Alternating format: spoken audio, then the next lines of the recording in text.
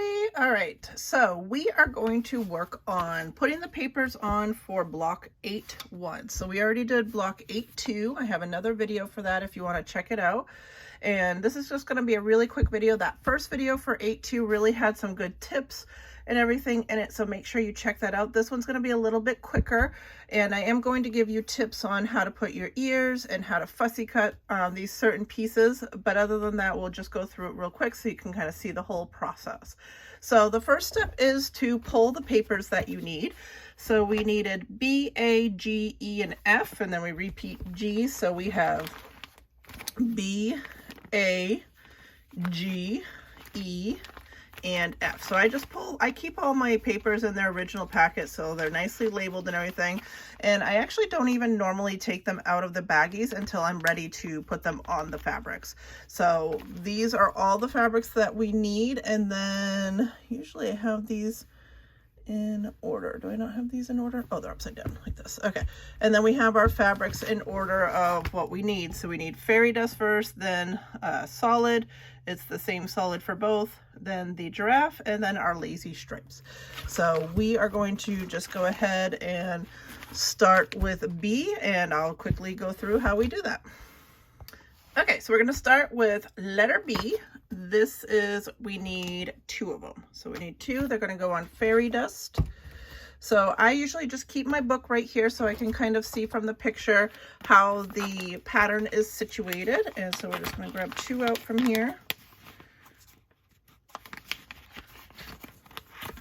1, 2, easy peasy. All right. I have my light stand. I like to use this for all of my patterns, although this one doesn't have to be super precise, but I do kind of like to maybe get some of the birds in there.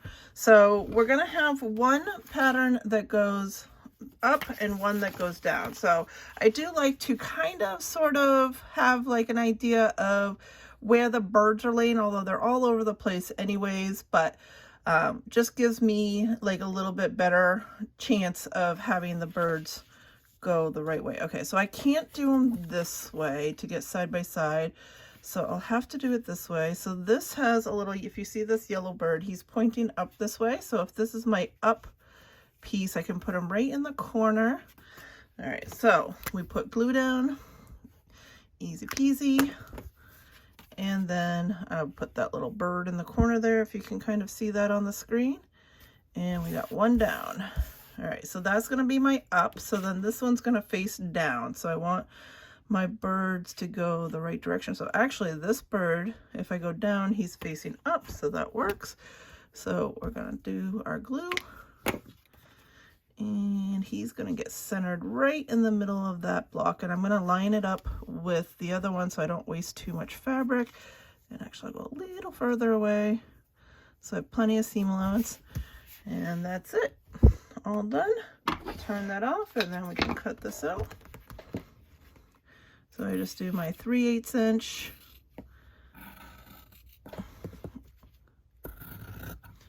All the way around. And go down.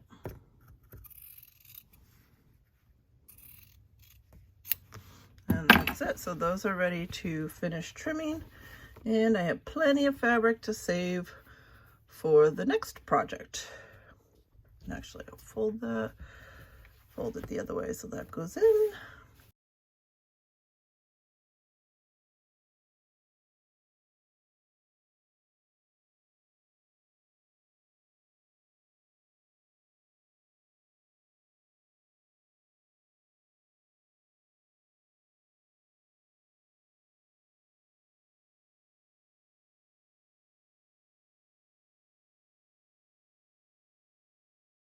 Okay, so next up we're going to do our pieces A and G. This is with the solid sparkle.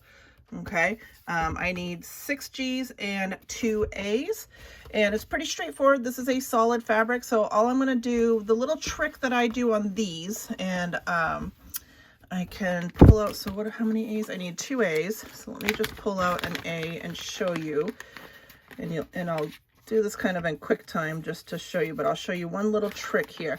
So when you're doing a solid fabric or a fabric that the direction doesn't matter at all, obviously I don't really need to turn on my light board for this, but what I do is I actually fold it in half. So what I can do then is I can do two pieces at once. So I will glue down, just like I normally do, the top piece. So I just want to make sure I have enough room all around, and we do have a little selvage here, so I don't want that to be part of the anything. So I glue down the top piece. So let me grab my glue stick.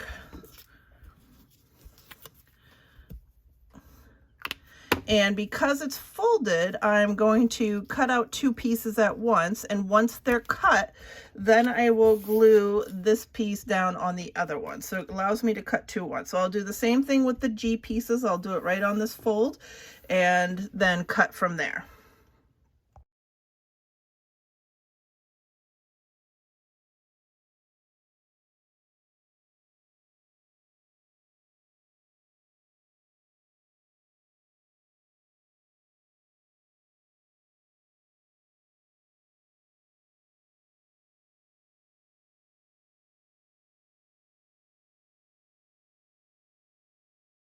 Okay, so you could see that I changed the way I was going to have the diamonds going this way, but I couldn't get stacked two on top of each other because of where the selvage landed.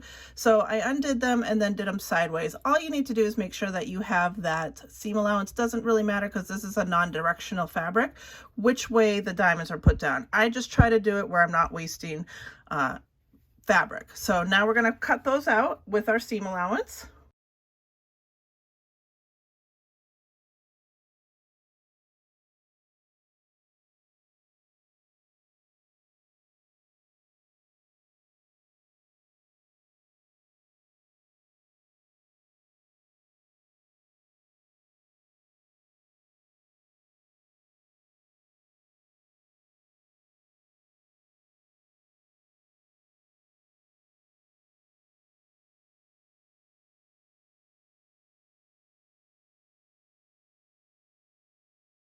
Okay, so that was a little wonky cutting it. Usually it's not that bad when you're cutting it as two layers, but because I have the camera here and I have to reach around my tripod, it was a little awkward for me, so I apologize about that. But normally they stay together pretty well and you can trim them together. It's not really that big a deal. So what we do next is we just pull apart all of these extra pieces that we got, and we're going to glue the papers onto those. So this is, like I said, a really quick way to cut out more than once on a fabric that is non-directional, where it doesn't really matter which way the fabric goes. So it's just all about preserving the fabric on this one. So we got that guy.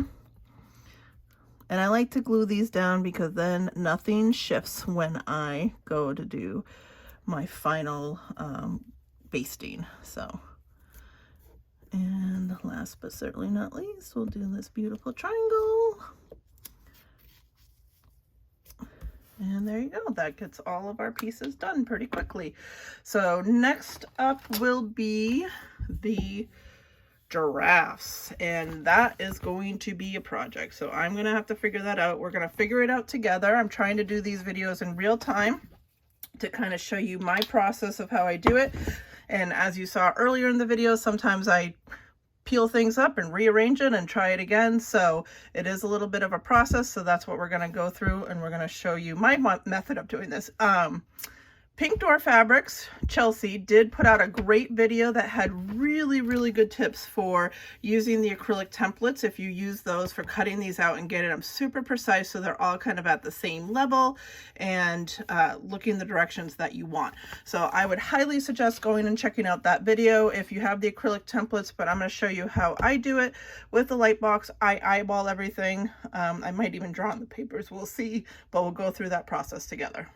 All right, so we have our giraffe fabric. We needed 6 of our hexagons, the letter E.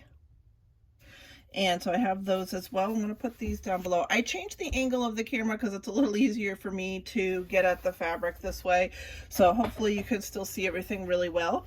So basically what we need to do is we need to try and find the heads that we need. So we need three that are facing forward, 2 that are facing right, and 1 that's facing left. And I'm going to try to match the pattern.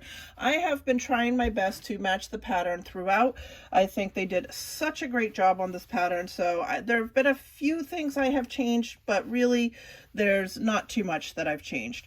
So, all right. So basically we use this on the other piece. So I already cut into this side. So I do want to try and keep everything over here as close to the edge as I can, so I end up with still plenty of fabric left over for another project.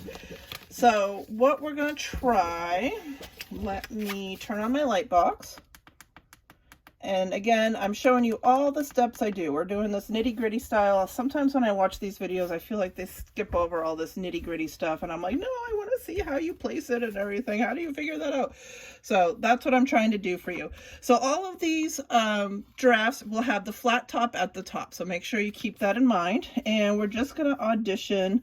Ooh, this one might actually work. Oh, these are big in here. Nice. All right, so these are definitely going to be bigger than the book. Okay, so when they did the book, they did a digital rendering, so it is going to be a little bit different. So see how that really fills that spot, that forward facing, and then when you look here, it's definitely smaller. Okay, so they definitely sized that down a little bit, so don't be afraid of that. I think I actually like it nice and full a little bit better anyways.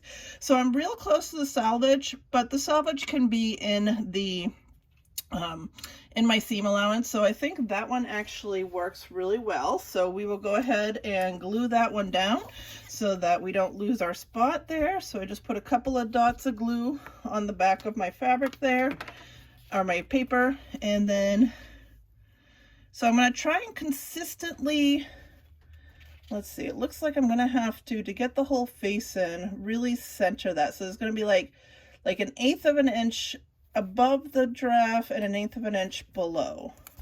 And so I just want to bear that in mind when I'm doing my other pieces. So I literally just eyeball these, especially with how tight they are. That's not really going to be a big issue, I don't think, eyeballing them. All right, so I need 2 that are facing one direction and 1 that's, okay, so this one's facing one direction. So we'll go ahead and see if we can do this guy, which I think I should be able to do pretty easily. So I'm going to go ahead and glue my paper so that I can get this down and keep moving.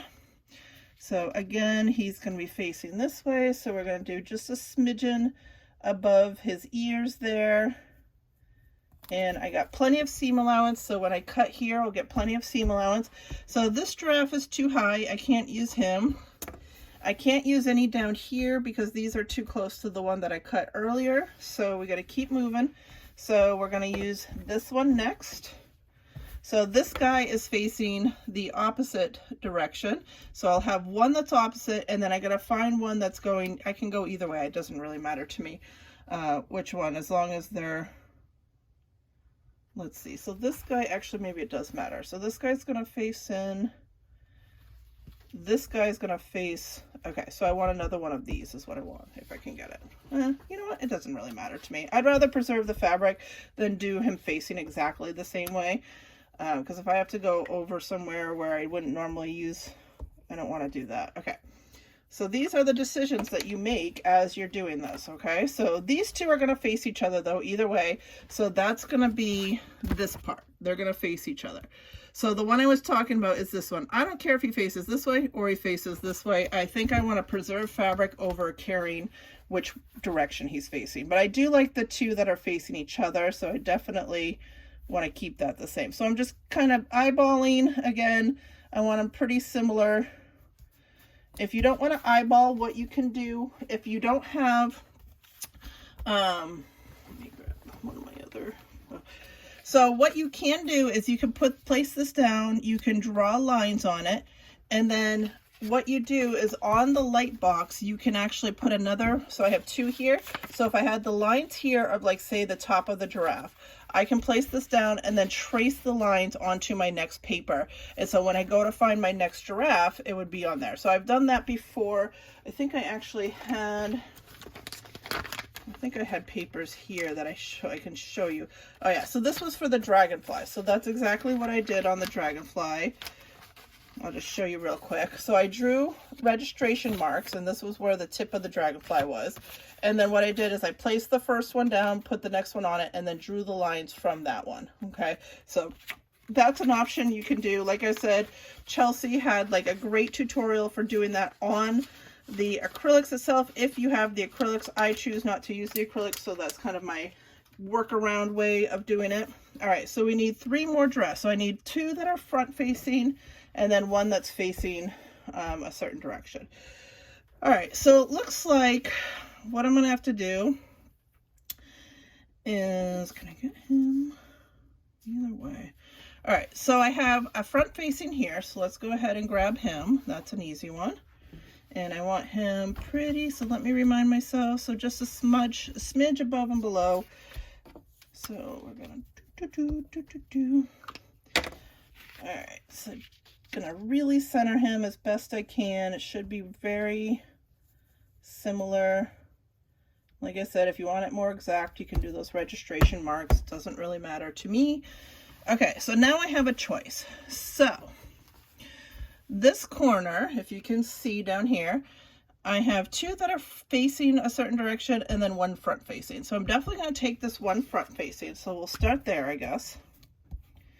Okay, so that'll be my 3rd front facing giraffe. So that's easy.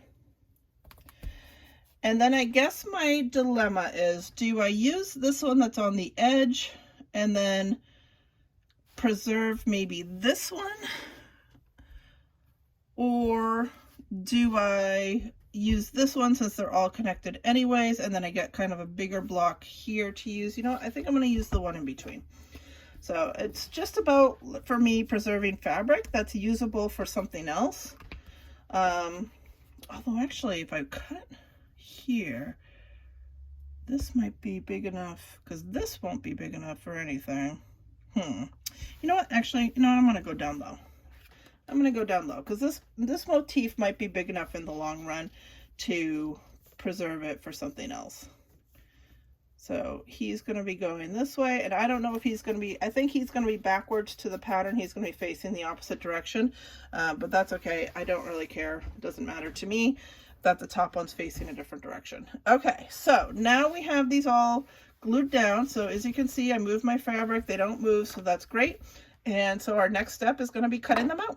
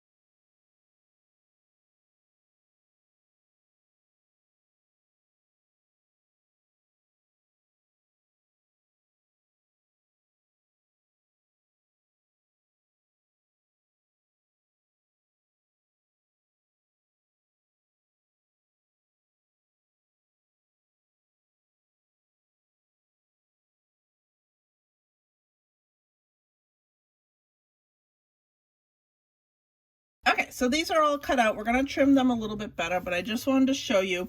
So I don't know if you noticed, I had to re-glue one of my pieces while I was trimming. So I had actually let the glue set a little too long before I pressed it down on the fabric. I knew I did that when I was gluing it because I was talking to you guys. So it didn't take, you do have to put the glue down pretty quick when you put it on the paper. So you just want to keep that in mind. But I just repositioned it, cut it out, no big deal. But look at this. Look at this Swiss cheese. So this is what happens when you fussy cut, you do get Swiss cheese on your fabric. So it's a little bit of cuts everywhere on here.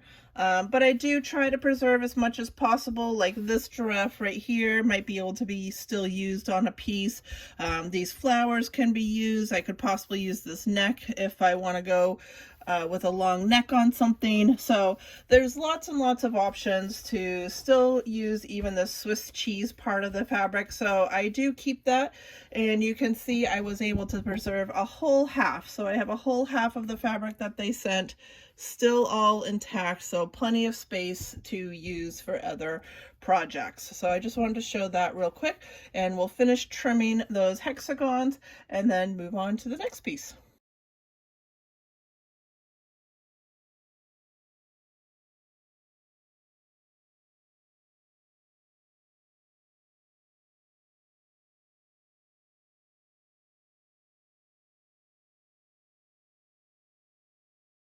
All right, so our last fabric is the crazy stripe, or what's it called? The lazy stripe, sorry, lazy stripe, lazy stripe. So I need 6 letter F's and 6 letter G's. Okay, so on here, because it was done on the computer, these lines all match up. We're not going to do that, all right? We are just going to cut these with no care of which way the lines go. So the last time I used this lazy stripe, I did fussy cut because I wanted them to be a certain way. It didn't really, my eye didn't like the wonkiness of this, but I think on this one the wonkiness is going to work. I think it's actually going to work in our favor to not match those up and have them kind of just be whatever they will be. So I am actually going to cut this in the same way that we cut the pink fabric. I'm just going to fold it over and cut it 2 at a time, and whatever comes out, and that's what we're going to do. So we need 6 of each, so we'll pull those and then we'll cut our fabrics. Again, this is another fabric that we got a new piece with this block, but I have an old piece from the last block that I cut out, and I did, like I said, there's a lot of holes in here because I fussy cut this, so this is actually going to be a great way. I might not even fold over, I might just fill in where the holes are, but this will be a great way to use up the pieces in between the holes. So like I was saying on the giraffe, don't get rid of these, because now look at, I got these teeny tiny pieces that will fit right in these holes, and I can use those up and, you know, not waste this fabric, which is awesome.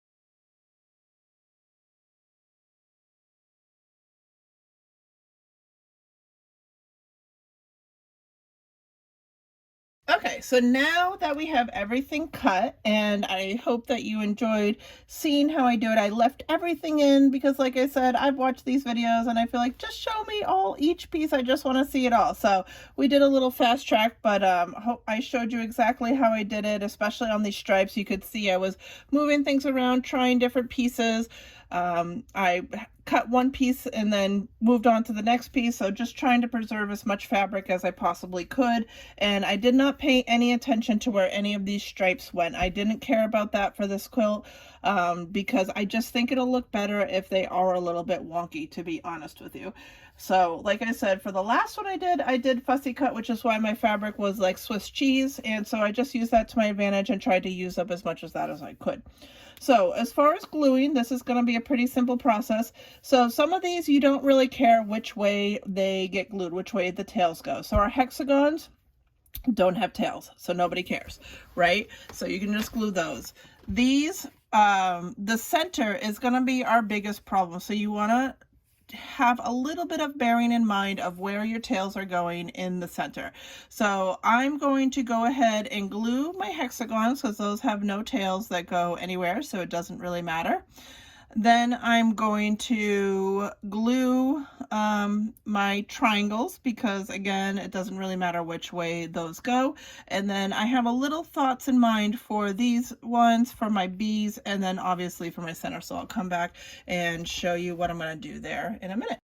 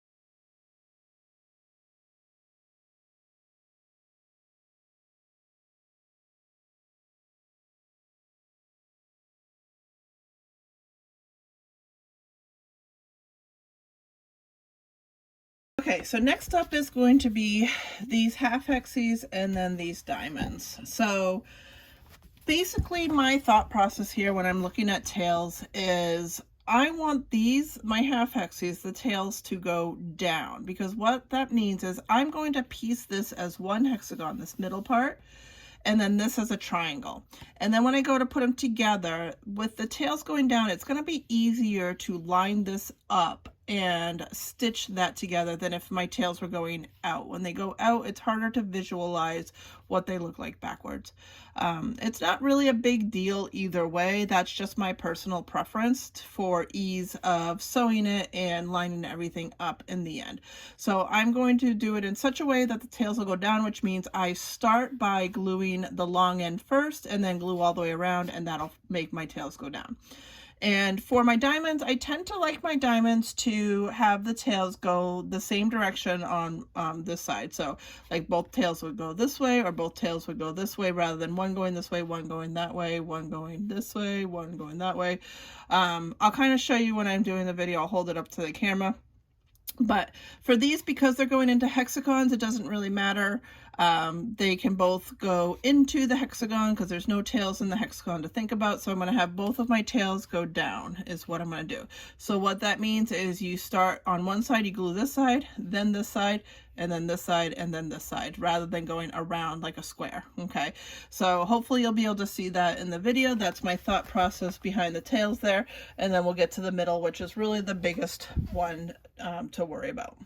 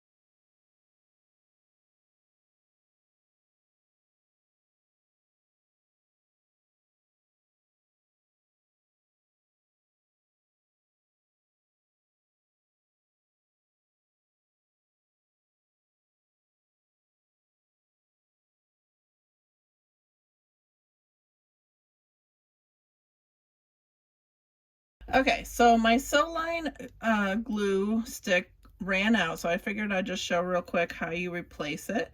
And so you want to screw it up all the way, and of course you can dig in there and dig that out. There's probably quite a lot, I mean probably this whole thing of glue still in there. I don't have a tool to do that right now, but I definitely plan on getting like a little mini paddle or something to do that, because that is quite a lot that's in there that's wasted. But what you need to do is you just pull that off. So you take the cap off, you know, your next one, and you just click it right on. And what I usually do is I just put the old one right in that container, and then I will throw this container away. So that's how that works. And then you just screw down, easy peasy, and you're ready to go. All right, so we will keep going on our diamonds.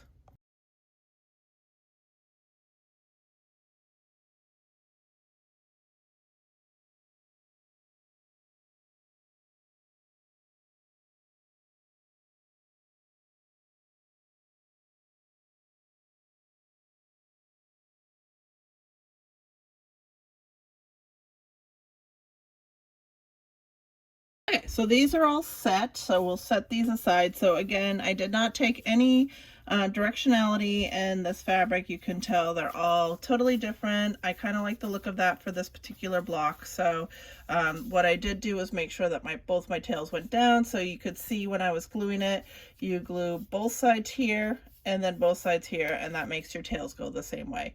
If you prefer your tails to go opposite ways, then you would just go around in like the whole diamond shape rather than doing two sides together.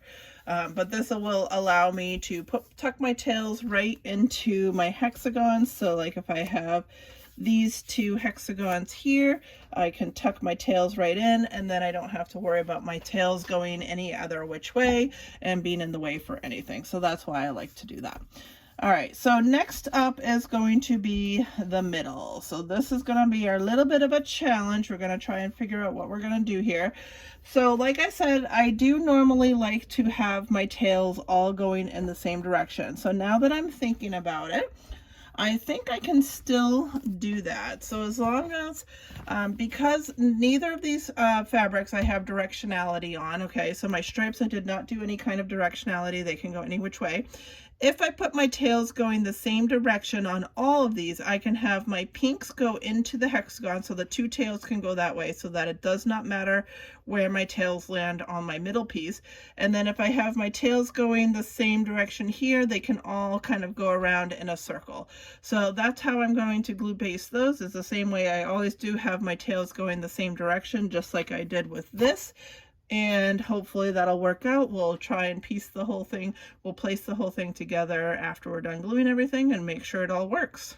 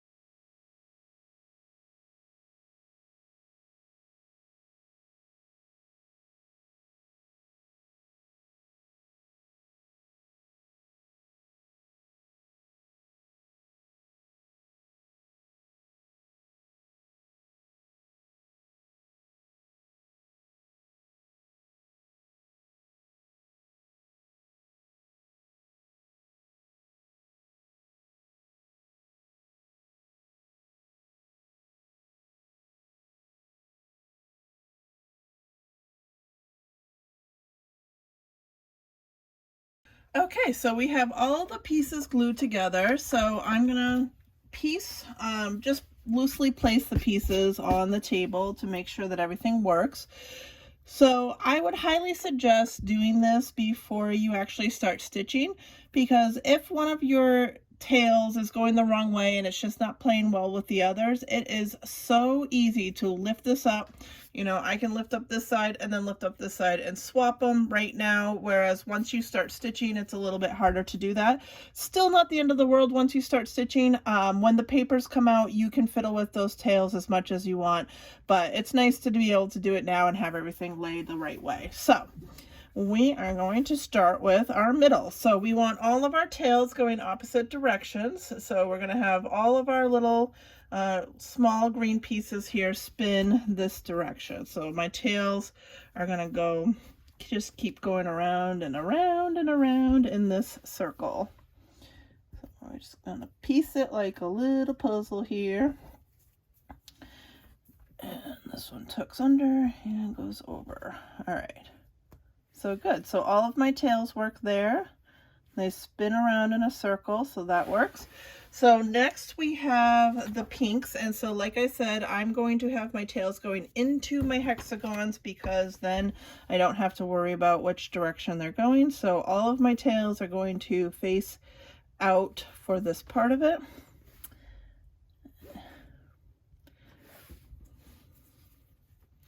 So we are building the block, building the block.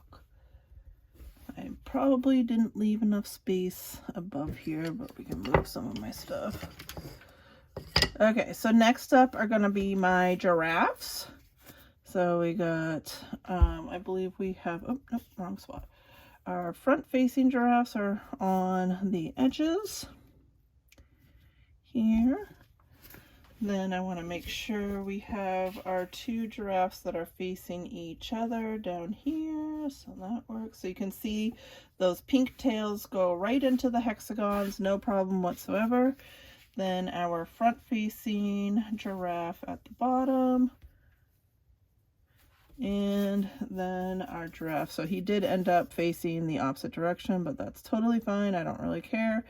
And that goes that way. Okay, so then we have our stripes. So again, I have my tails going the same direction, and I'm going to have my tails go into my hexagons. It just makes life a lot easier to not have to deal with tails. And there's no rhyme or reason to these stripes. They're just whatever direction they go. So we're just going to tuck them in. That's easy.